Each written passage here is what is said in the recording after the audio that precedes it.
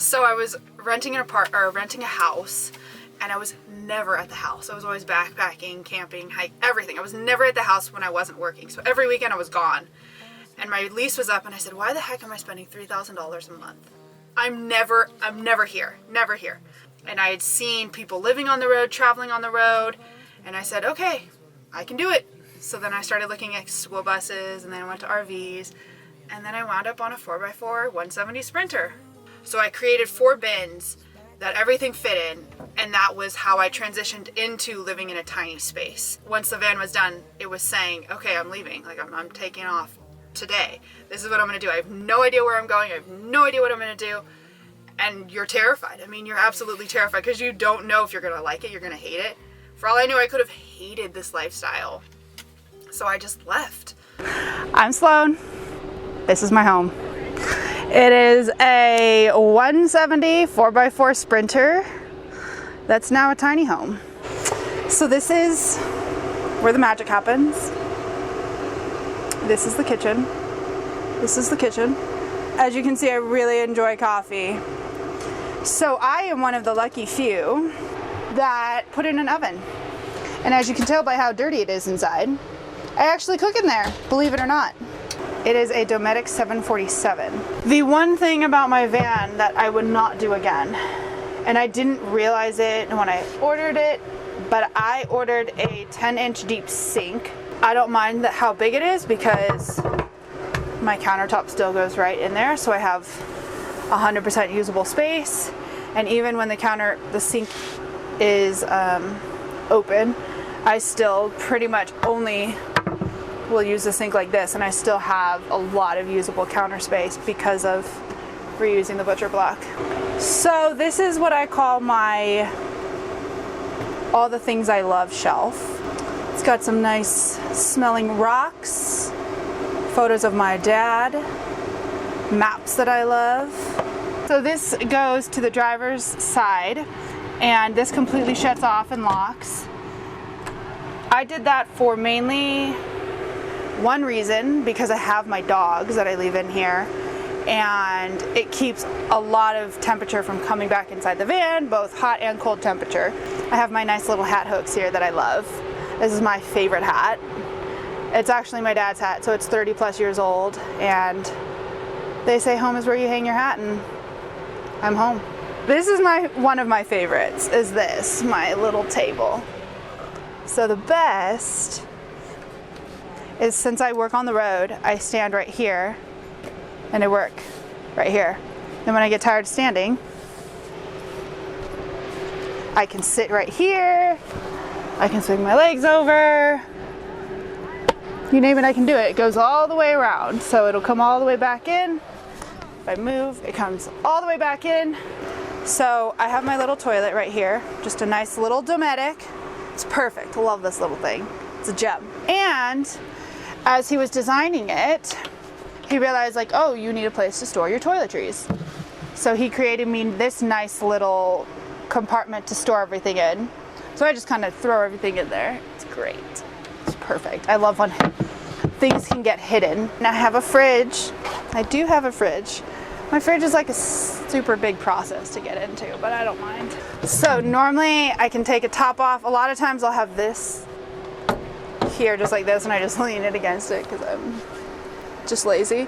But I also like not having these attached, because if I want to sit in bed, I can use this to work on, to write on. I can take this outside. It's kind of nice because it's like a good size. And I have the Dometic, the dual zone, just like everybody else's. It opens. It is fully stocked. I mean, I can't just shut it. I have to like really make sure it shuts because it's that full. So I designed this bench specifically so someone could sleep here if I have someone traveling with me or anything like that that I don't want to share my space with. So this bench is specifically designed for someone to sleep on. So it's pretty long.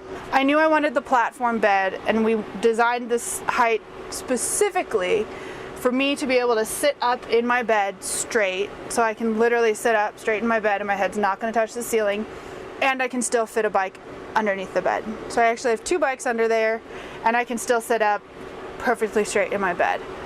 So we decided to put the batteries dead center in the van. So my batteries are actually stored right there in a nice little box that my builder made. So he made a box that holds the batteries and runs all the wires in.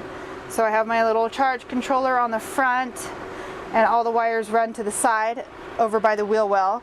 And he made a nice covering that goes over the wires, so that way I have usable storage on top of the wires and they're not getting hit, they're not getting damaged. So we keep everything very like contained and safe, because I am destructo and I will break everything.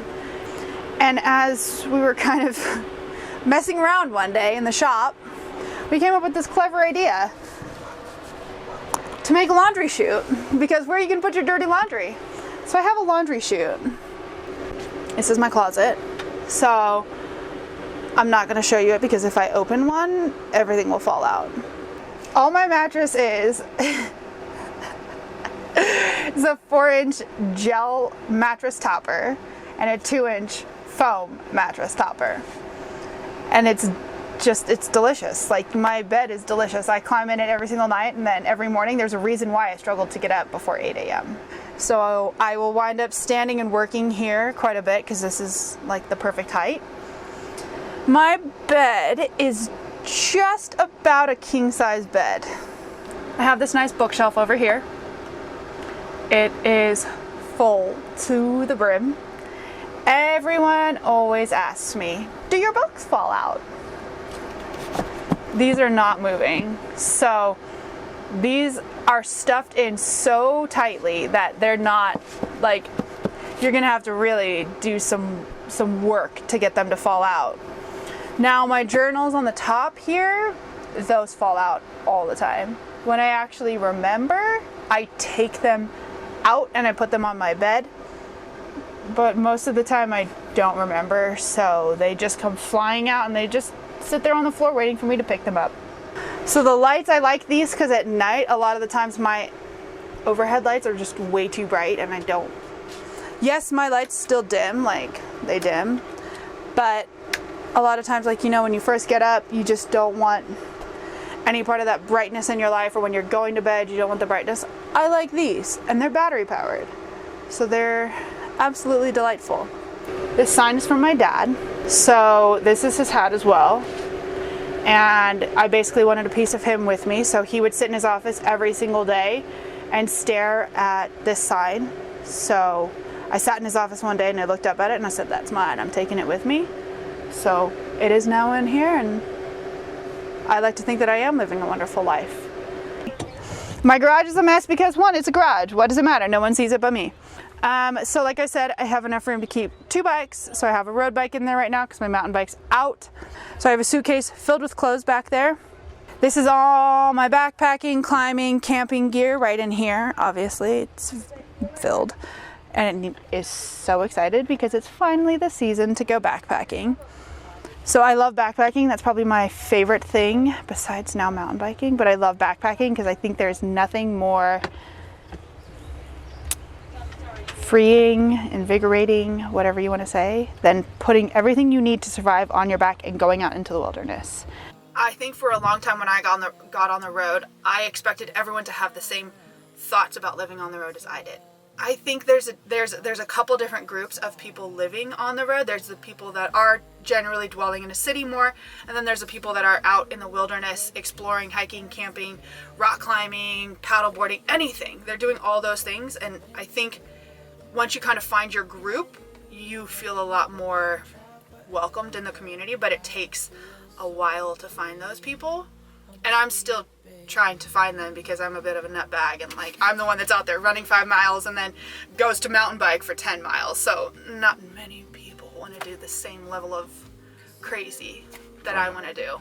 Buy the vehicle, then figure it out, because that'll start you down the path. Figuring out where you want to go and setting a game plan, or like setting a destination. So for me, it was, I knew I wanted to be in Montana for summer.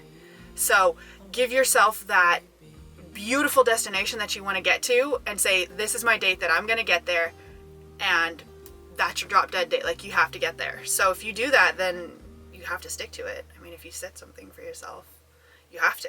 That's what I think.